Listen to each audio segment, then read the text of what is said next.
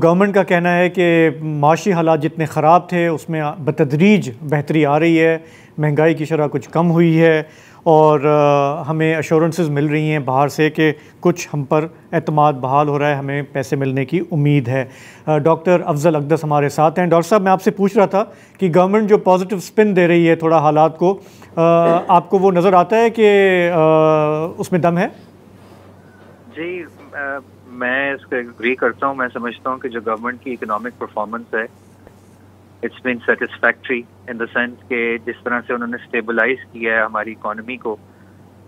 مجھے یاد ہے تقریباً 2 سال پہلے جس طرح سے پاکستان ڈیفالٹ کے بالکل قریب تھا، تو آئی تھنک وہاں سے لے کر کے اب تک یعنی کہ تقریباً 2 بلین سے کم ہمارے فارن ایکسچینج ریزروز رہ گئے تھے، وہاں سے لے کر کے اب ہم تقریباً 10 پہ کھڑے ہیں۔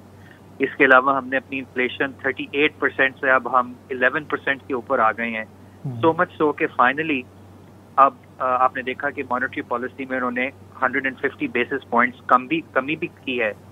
تو یس، اسٹیبلائزیشن ڈیفینیٹلی گورنمنٹ لے کر کے آئی ہے، لیکن یہاں سے 2 باتیں مزید نکلتی ہیں۔ پہلی بات تو یہ ہے جو میں نے پہلے سیگمنٹ میں آپ کو بتایا، وہ پوائنٹ یہ تھا کہ پولیٹیکل پرابلم کا حل پولیٹیکل چیزوں کے اندر ہے، اس سے اکنامکس زیادہ فرق نہیں پڑے گا۔ اور دوسرا چیز یہ ہے کہ جس قسم کے سٹیپس گورنمنٹ لینے جا رہی ہے specially in the coming budget, جس میں ٹیکسز کا ہائی کرنا، جس میں پرائیویٹائزیشن کی طرف جانا، جس میں ریونیو کے سورسز کو موبلائز کرنا، اس سے پاکستان کے کرنٹ پولیٹیکل انوائرمنٹ میں ڈسٹرپشن بڑھ سکتی ہے۔